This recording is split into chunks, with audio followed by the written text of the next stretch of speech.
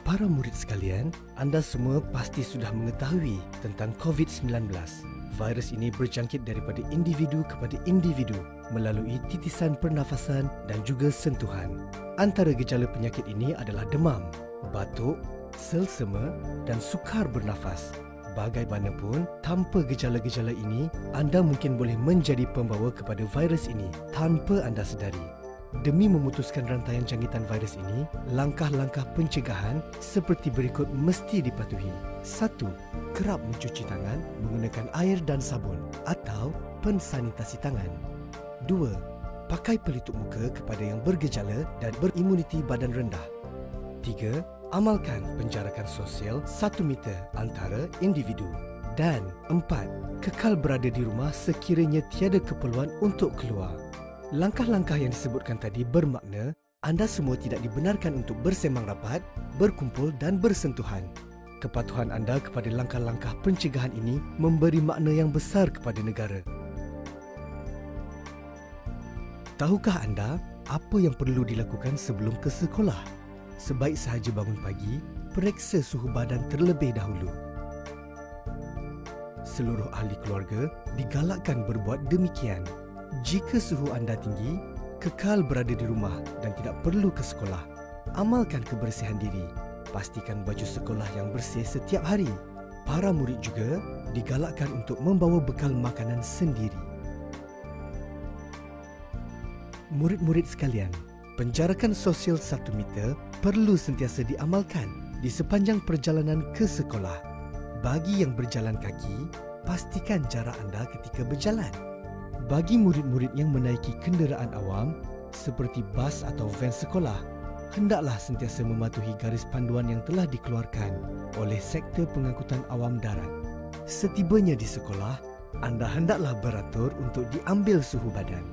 Jika suhu badan melebihi 37.5 darjah Celsius, anda akan dibawa ke bilik isolasi dan tidak akan dibenarkan untuk masuk ke kelas. Ibu bapa atau penjaga akan diberitahu supaya mengambil anda pulang untuk dikuarantin. Murid-murid sekalian, penjarakan sosial 1 meter perlu sentiasa diamalkan sepanjang waktu ketika di sekolah, tidak kira di dalam maupun di luar kelas. Ditandas, elakkan daripada bersesak. Pastikan tangan dibasuh menggunakan sabun. Murid-murid hendaklah mencuci tangan dengan air dan sabun mengikut langkah-langkah membasuh tangan yang betul. Semasa waktu rehat pula, anda digalakkan untuk makan bekal makanan yang dibawa di dalam kelas.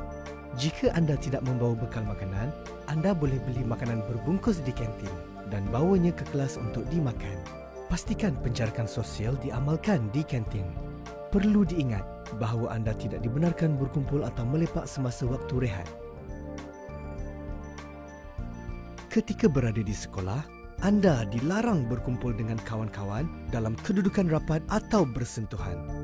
Tiada perhimpunan akan dijalankan buat sementara waktu. Segala aktiviti sukan juga ditangguhkan. Semasa menuju ke kelas, anda hendaklah berjalan dalam jarak 1 meter di antara satu sama lain. Perjalanan adalah dalam satu arah sahaja. Barisan arah yang berlawanan perlu mengikut jalan yang lain. Di tangga, para murid hendaklah bergerak dalam satu barisan.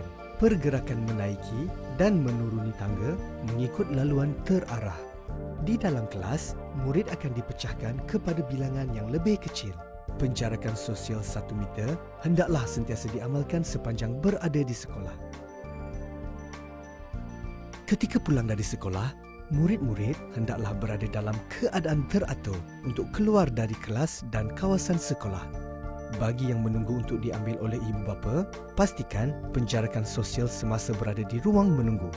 Bagi yang pulang dengan berjalan kaki, sentiasa jarakkan diri anda 1 meter dengan orang lain. Bagi yang pulang dengan bas, lakukan penjarakan sosial semasa menunggu di hentian bas. Ketika beratur untuk menaiki bas dan sepanjang berada di dalam bas. Demi menjaga kesihatan anda daripada dijangkiti COVID-19, langkah-langkah yang telah ditetapkan ini hendaklah sentiasa dipatuhi. Kepatuhan dan kerjasama anda memberi makna yang amat besar untuk negara. Ikuti siri video berikutnya untuk mengetahui prosedur-prosedur berkaitan persekolahan.